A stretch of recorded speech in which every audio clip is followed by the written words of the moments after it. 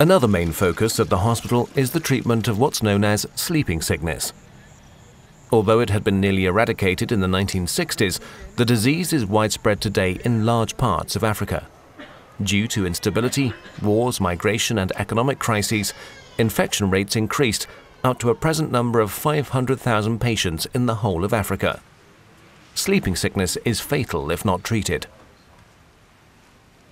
That's why Malteser International started a program in 2002, for example here in South Sudan, that involves diagnosis and treatment of sleeping sickness.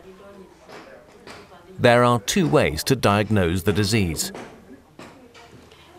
And how we get these patients is through passive screening, whereby the patients have to come on their own. And we also have active screening, whereby we go up to the villages to get the patients.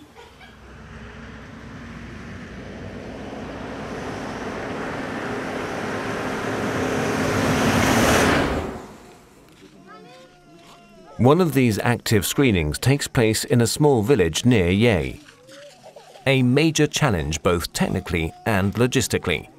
In order to carry out the screening, mothers, teachers, village elders and most of all health workers need to be mobilized and trained.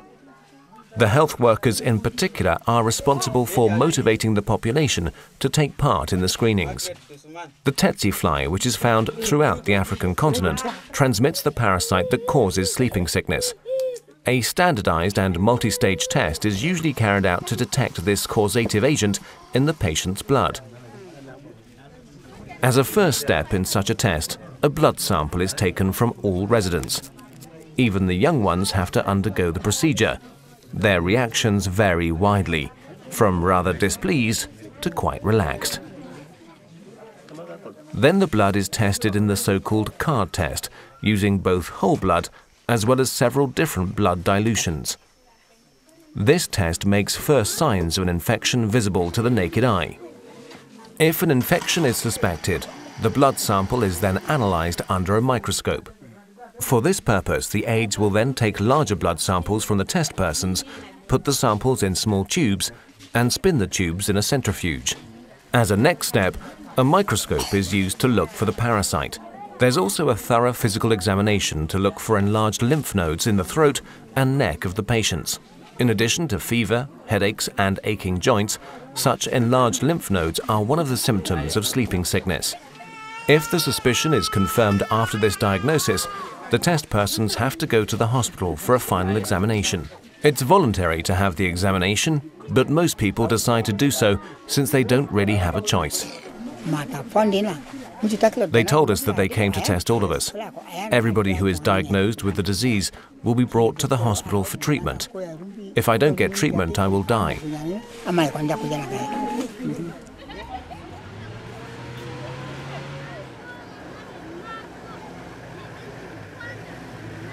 We return to Yei, this time together with Yesua Lugwagwe and little Cosmos Malia. Sister Onesta welcomes the patients and explains what will happen at the hospital.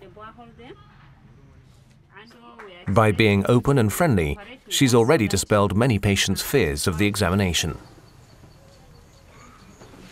Now I'm handing over these patients to the laboratory personnel to continue with the test which is to be done in the laboratory.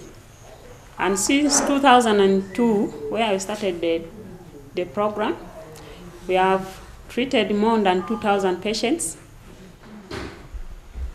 Since 2002, Malteser International has examined more than 100,000 people in the Yei region. Now it's time for the last and most important method of diagnosis, the so-called lumbar puncture. In this test, a sample of liquor cerebrospinalis is taken from the patient's lower back between the second and fifth lumbar vertebrae. This liquor sample is then analyzed under a microscope to look for the causative agent of sleeping sickness. If the results of this last test are positive, the patient is infected and will receive immediate treatment. What type of further treatment is applied depends on the stage of the disease. During the first stage of the disease, a drug is injected into the patient's muscles for 7 days. In an advanced stage of the disease, a different drug is used and treatment takes twice as long. During this time, the patient receives 56 infusions, each of which takes 2 hours. For that reason, patients need to stay at a hospital.